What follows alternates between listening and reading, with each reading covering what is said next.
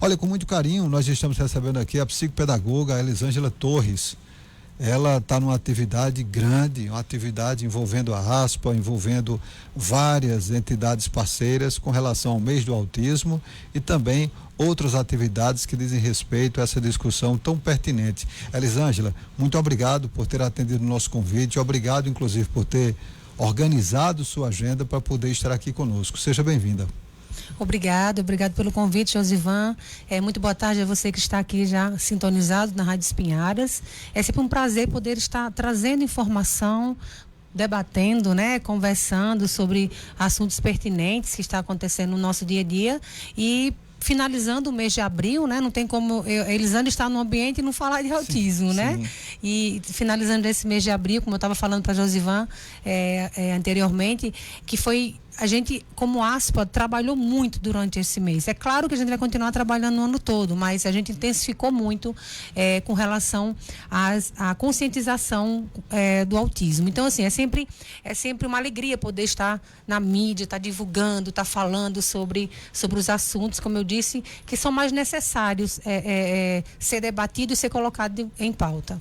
Elisângela, existem determinadas situações que existe uma entidade, mas a entidade, de certa forma, não faz aquela representação, aquelas pessoas que estão representadas aparecerem tanto. E pelo menos a ASPA, aqui na cidade de Patos, é uma entidade que a gente tem visto assim, tem trabalhado tanto essa questão do divulgar o autismo, compreender o autismo, as complexidades do autista, da família do autista, do pai autista, da mãe autista, que eu acho que a cidade de Patos hoje já tem até assim um certo entendimento, não vamos dizer que 100%, mas se tem.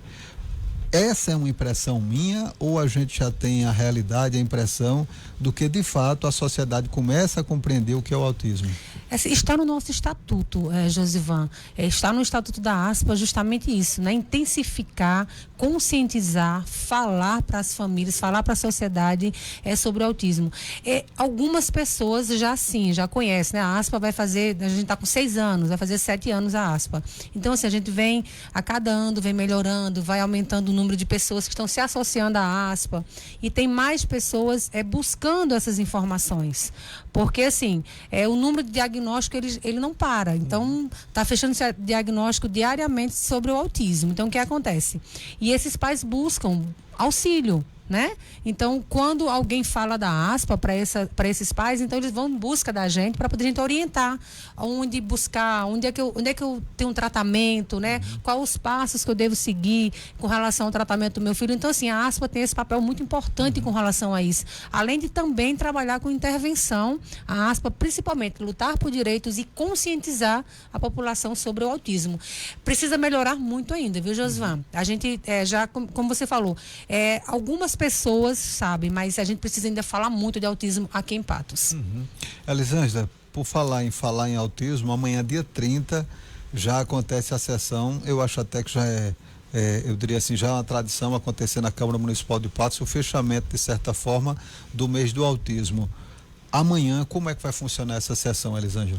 Assim como os outros anos, eu acho que foi no tempo que Lucinha era vereadora, né? Que foi lei, tem que ter todo ano essa audiência pública, que é justamente para isso, para poder a gente chamar a atenção dos vereadores, do poder público, para apresentar as demandas que precisam ser melhoradas, e tem muitas demandas que necessitam ser melhoradas em Patos, para ver se em conversa, em diálogo lá entre os vereadores, entre a ASPA, entre a sociedade civil e as pessoas que vão estar lá, para ver se consegue chegar num senso, numa solução mínima, com relação à fila de espera do SEC, que é algo que a gente não sabe mais o que fazer. Mas assim, a gente precisa conseguir uma solução para isso.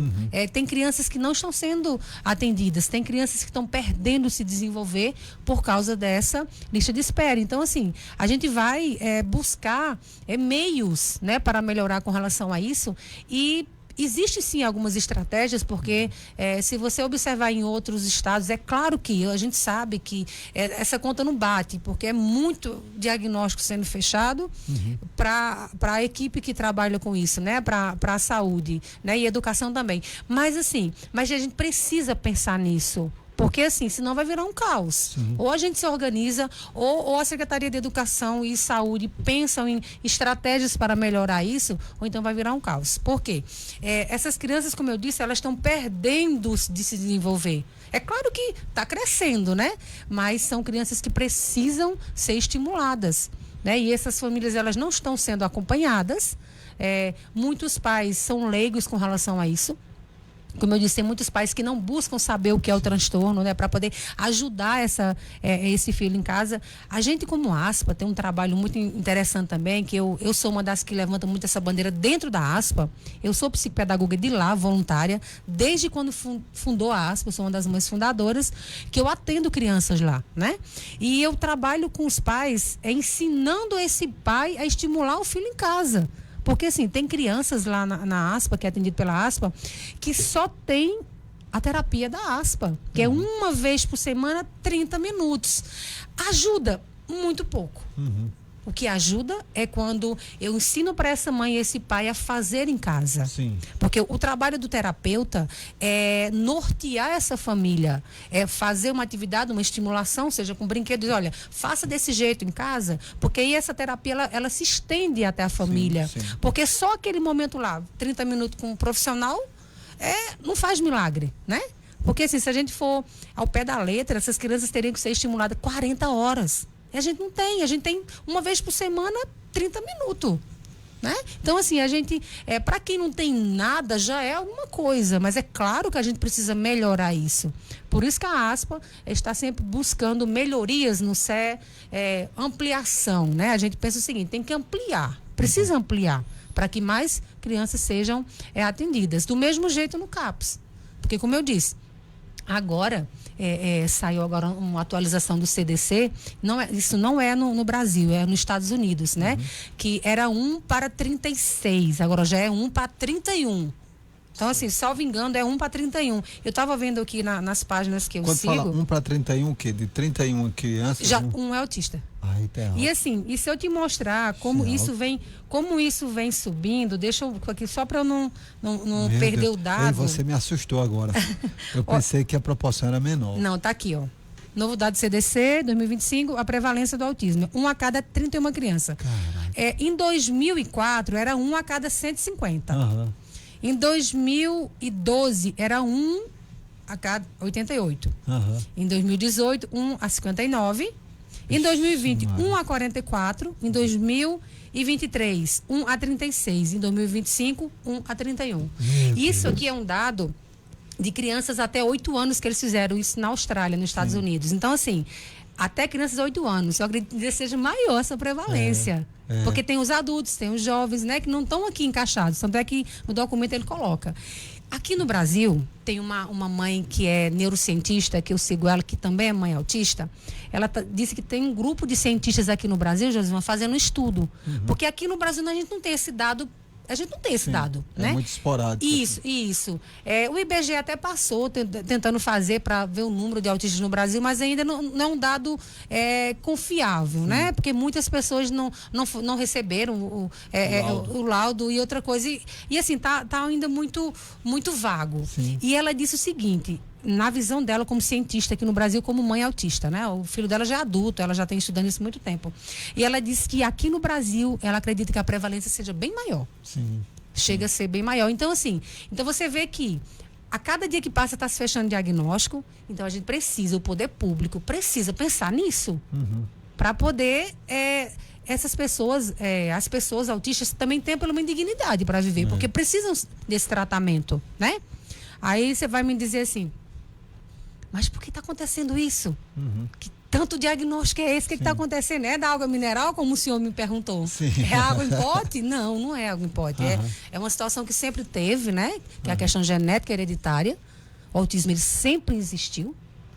Agora cresceu demais. E assim, o que acontecia era o seguinte, quando era nível de suporte 2 ou 3, eram isoladas essas pessoas. A internação é louco. No caso, o nível 3, né? Normalmente era muito isolado. O 3, né? O 3, que normalmente o nível 3 de suporte é aquele que vem com deficiência intelectual, vem umas comorbidades bem mais puxadas. Severas, né? Porque assim, normalmente o autismo ele nunca vem só, ele sempre vem associado com alguma coisa. Exemplo, o meu filho, ele tem autismo, tem TDAH, e tem desregulação sensorial, e tem transtorno de ansiedade e separação. Ele tem 4 transtornos associados. Você está entendendo? Aí, assim, o meu filho é o nível 2 de suporte. É aquele que você monta cavalo, faz muita coisa, mas precisa ainda de um apoio. Então, o que acontece? Tem muitos autistas nível 1 de suporte que você convive. Que são pessoas do convívio de vocês, né? Que são diferentes, né? Eu gosto muito dessa expressão quando a gente fala que a pessoa, o que é o autismo? É um cérebro que funciona diferente. Esse cérebro que funciona diferente, existe muito em nosso meio pessoas que são diferentes da gente, né? Você vê que o tema desse ano a gente fala muito, quer falar justamente isso. É autismo, conheça e respeite a sua diversidade. São todos diferentes os autistas, né? Josivan conhece Lili, não sei se ele conhece outro autista, mas são totalmente... Eu conheço Jackson lá do IF. Diferentes, são totalmente diferentes, né? Tem as suas singularidades. Então, assim, e existe muitas pessoas autistas adultos em nosso meio. Então, o que está acontecendo? Por que hoje em dia está tendo tanto diagnóstico, tem tantas pessoas fechando o diagnóstico de autismo? O que acontece é o seguinte, essas pessoas cresceram, né? Aí... Vamos para a questão genética, né? Essa pessoa adulta que autista nível 1 de suporte casou com uma que tem um TDAH, né? A gente fala muito da questão dos genes. Se juntou esses 2 genes aqui. A gente fala muito do copo que esborrota, né? O copo que transborda. E você tem aqui uma pessoa que tem algumas características do autismo. Aí você tem aqui, casa com uma mulher que tem características também, não chega a fechar um diagnóstico, mas tem alguns sinais de autismo. Quando se juntam esses 2 genes, normalmente quando o copo transborda, aí vem uma pessoa com autismo. Aí tem, dependendo da quantidade, se for os 2 com sinais de autismo, se for um autista com TDAH, aí vem normalmente o nível 1 ou nível 2 de suporte, tá entendendo? Então, assim, é tudo questão hereditária e genética. Pode ver se, quando você nota uma criança autista, o pai é autista, o avô é autista, o tio, tá sempre na família. Tá ligado aqui. Isso é hereditário, vem aí hereditário. Então, assim, não é que está aparecendo hoje. Sempre existiu. Agora, o que a gente está fazendo aqui é informando. Quanto mais se informa, quanto mais se faz pesquisa, mais a gente aprende sobre o assunto. Mas aí, pode falar. Não, Elisângela, você tem bagagem, eu quero explorar isso aqui. Mas porque você é psicopedagoga, você atende, você é mãe de criança autista, você convive com vários autistas, você é da associação dos autistas, você é voluntária, você tem várias coisas. Agora, está existindo também, Elisângela, essa discussão, uma confusão com relação ao uso de tela, a falta de diagnóstico, porque tem muitas pessoas que estão naquela, o que é meu filho e tal. Onde é que essa dependência de tela, o uso excessivo de tela tem confundido a cabeça daqueles que podem dar um diagnóstico? Aí, vamos voltar um pouquinho. Eu acho que você deve ter a minha idade, né, Jesus? Eu tenho 44 anos, você deve ser um pouco mais 50. novo. Nossa, você é bem jovem. Aí, assim, vamos lembrar do nosso tempo. Existia muito, como eu disse, o autismo sempre existiu. Antigamente, as famílias, minha mãe teve 9 filhos. Eu não sei a sua mãe, mas 9, era 9, 10, 8, 7, 5. Então, o que acontecia? Já existia crianças ali com transtorno naquela época, com certeza. Misturado.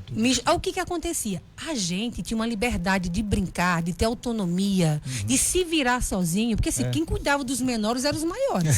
Não era assim? E a gente imitava muito o que o irmão fazia, porque vivia brincando no meio de rua, tomando banho de açude, não era assim? Então, assim, existia muito isso. Então, o que acontece hoje?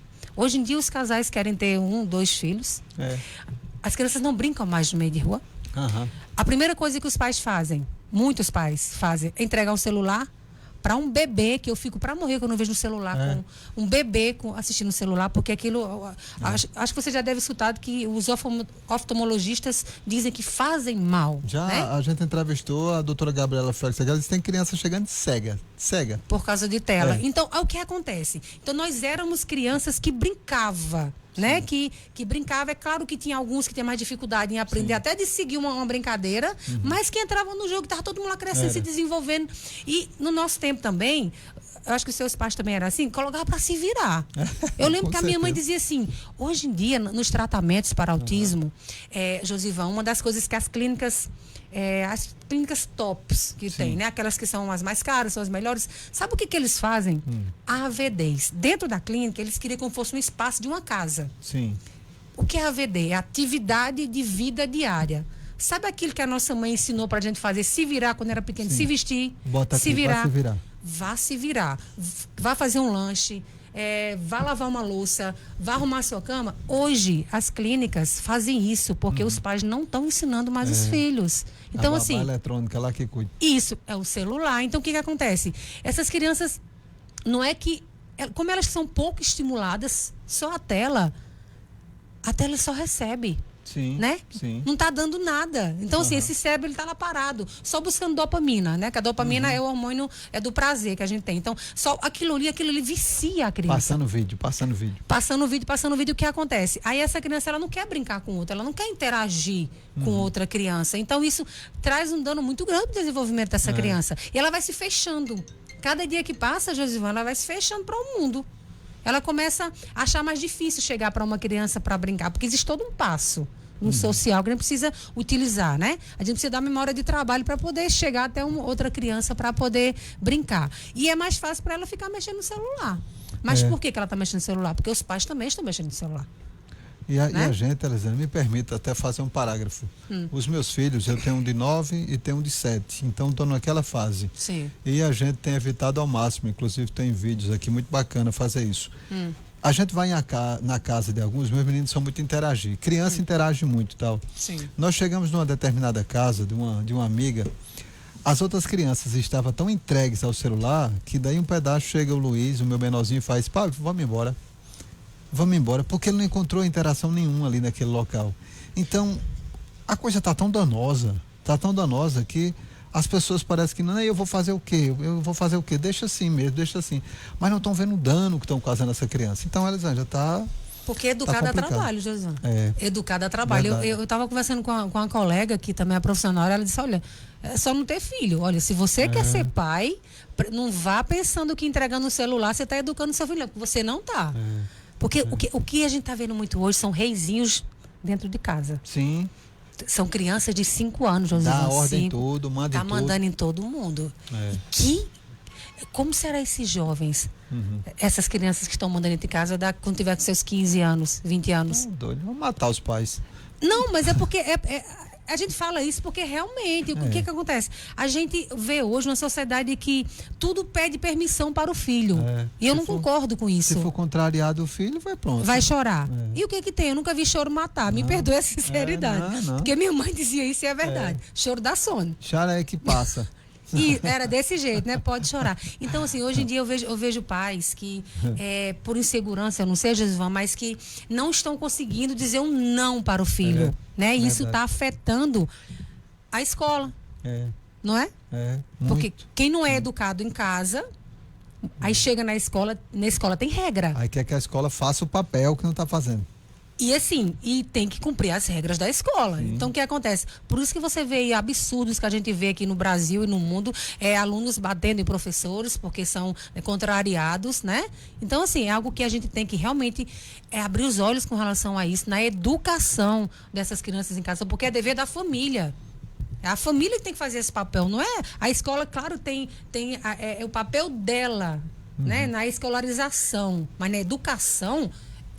É os pais que tem que fazer. Mas, né? Elisane, eu acho que tem tanta gente ouvindo aqui o programa dizendo, eita, danado, ela está certíssima. Ô, Elisane, me permite outra coisa. Sim. A gente costuma dizer, sendo muito sincero em algumas coisas, que diz o seguinte, essa geração agora não aguenta meia hora da década de 90, que é justamente isso que você falou, que tinha questão, menino de cabeça de dedo arrancada, caía de bicicleta, brigava com outro, existia aquela interação. E essa geração fragilizada está encontrando outra questão chamada bullying. Sim. Né? Bullying na escola. Já nos chegaram informações que não são oficiais, que crianças, por exemplo, que têm chorado muito, têm se recusado a ir para a escola, né? Têm se mutilado, muitas crianças têm se mutilado. É uma série de questões, mas o bullying está presente nisso aqui. E Elisângela, em poucas palavras, assim, didaticamente, já que você é psicopedagoga, o que é que o bullying está fazendo com essa criança nesse contexto todo que nós estamos falando, de TDAH, de TEA mesmo, das outras questões, né, dessa geração, em meio ao bullying? O que está acontecendo é o seguinte, a gente tem que, na minha visão, as escolas têm que trabalhar muito isso. Eu conversava com uma diretora essa semana, depois do caso que aconteceu aqui em Patos, a gente falava sobre isso, está precisando falar para os alunos. Sim. Formar esses jovens, a partir do segundo ano fundamental, no Fundamental 2, já falar sobre isso. Porque assim, como você disse, na nossa época, sempre existiu bullying. Sim. Apelidos era o que eu mais tinha quando eu tinha meus. E eu que saí da Paraíba, fui morar no Rio de Janeiro muito nova, cheguei lá com 9 anos, falava arrastado. E assim, meu Deus, como eu sofri na escola. Mas como a minha mãe e meu pai eram muito firmes, então as costas eram largas. Você tá entendendo? Então, assim, mas é muito difícil. Mas hoje em dia, como você falou, os jovens hoje não aguentam, são mais sensíveis a isso. Então, o que acontece? A escola e também os pais. Porque o que eu vejo, não sei se você assistiu já a série Adolescência. Assisti 2 vezes. Pronto, então vamos lá. 2 vezes. Você viu o quê? Os nossos filhos, eles não estão seguros dentro dos quartos. Sim. Isso mexeu muito comigo, que eu não assisti aquilo. Então, assim, e o que está faltando os pais para que esse bullying ele não aconteça e que ele observe isso? Porque o pai tem que observar. Quando o pai conhece o filho, ele observa. Por quê? Se o pai tem hábito de abraçar, de ser carinhoso com o filho, ele vai perceber que o filho chegou diferente da escola. Sim. Não percebe? Sim. Então, assim, você vê que esse relacionamento de intimidade pai e filho está faltando muito isso. Então, o que acontece? São crianças que vão para a escola, chegam em casa, muitas vezes os pais estão trabalhando, não vê como é que chega, não sabe, não tem um diálogo, já chega em casa, já vai para a tela. E o que acontece? Aí isso vai só virando uma bola de neve e vai crescendo isso. E essa criança sofreu bullying na escola, não falou nada em casa, porque primeiro não existe esse diálogo. A criança tem que se sentir segura para conversar com o pai. E o pai tem que dar essa abertura. E se os pais não dão? Então, aquilo vai juntando, aí chega o estopim, como a gente viu que está acontecendo. Na série mostra isso, né? Claramente. Por causa do bullying. Então, assim, acredito que o que precisa para melhorar? Primeiro, os pais enxergarem esses filhos, educar, dar trabalho, realmente enxergar, investir em tempo com esses filhos. Não vá pensando que dando presente ou dando um celular, um iPhone 16, você vai ganhar seu filho, não. Se você quer realmente seu filho, dê atenção a ele. E não vai ser de uma hora para outra, não. Porque essa geração já está tão viciada que vai demorar até para o pai conseguir conquistar. Mas que aos pouquinhos consegue. Então, o quê? A família abrir os olhos com relação a isso, né? Essas questões de conhecer mesmo o filho, dar essa atenção necessária e a escola falar sobre isso para os alunos. Tem que ser conversado. É a forma, é o melhor local para se falar. E isso, conscientizar sobre isso. Então, cada um tem que fazer o seu papel para que essa situação melhore, porque senão a tendência é só piorar. Elisângela, eu acho que a gente tem que fazer, se eu soubesse assim, tem que fazer um programa todinho com você. E eu queria, Elisângela, já é a 2ª vez que você vem aqui, ou é a 3ª, não sei, mas eu queria te parabenizar pela sua segurança. Eu estava dizendo à minha esposa, a sua segurança, que você é uma profissional que entende do que está falando, pela sua vivência, que isso também é muito importante, não só por você ser mãe de autista, mas por você conviver com vários autistas de vários níveis, isso também te deu muita bagagem, e por você também conhecer a realidade educacional, por ser psicopedagoga. Então, se me permita dizer, eu gostaria de trazer você aqui, e se você quiser também, Josivan, a gente pode abordar tal aspecto, mas sempre que você achar uma brechinha na sua vida corrida que você tem como profissional, como mãe também, que você possa socializar isso, porque eu tenho certeza que tem muita gente aqui ouvindo o programa e se identifica, sabe? E a gente tem uma carência educacional muito grande, uma carência, eu diria assim, de controle emocional, mas as pessoas necessitam que você abra a porta. Sim. Então você abriu várias portas para que as famílias que estão em casa nesse exato momento possam compreender. Mas o tempo é curto, o tempo é pouco e você tem outras atividades. Deixa os microfones para suas considerações finais e te parabenizo pela mãe que pela psicopedagoga profissional e por fazer parte também de uma associação tão bonita como é a ASPA. Eu que agradeço. Muito obrigada, viu? Obrigado mesmo. A gente faz aqui, eu sempre falo que é missão. Deus coloca missões na vida da gente e essa é uma das minhas missões. Eu gostaria de fechar convidando a população para amanhã, finalizando o mês de abril. Amanhã nós teremos audiência pública daquilo que eu falava no início com o Josivan. A gente vai estar debatendo sobre algumas demandas de Patos e tentando buscar melhorias para o atendimento das pessoas autistas dentro de Patos. Então eu convido você para ir para a Câmara de Vereadores, lá é um local de todo mundo. O pessoal parece ter medo da Câmara, né? Não, e é grande, a Câmara é grande, é bom ir todo mundo mesmo. Para ir todo mundo, para a gente debater, para a gente conversar. E eu gostaria de agradecer o espaço. Muito obrigada. Que horas, Elisângela? Às 19 horas. 19, mas eu lembro que a Tide falou que para começar 19 em ponto, né? E a gente conversou com ela para poder não ser uma audiência estendida, porque tem muito autista lá, para não ser longo, para não ficar cansativo. Porque ano passado a gente fez isso, delimitou um tempo e foi bem dinâmica. E esse ano também a gente pretende que seja desse jeito. Tá bom? Então, muito obrigada a todos que estiveram escutando a gente e a gente está à disposição. Não, eu inclusive vou disponibilizar, vou fazer um corte da toda a entrevista e disponibilizar também esse papo que nós tivemos aqui tão bacana com a psicopedagoga Elisângela Torres. J. Júnior, já são 5h49, então acelera e a gente volta.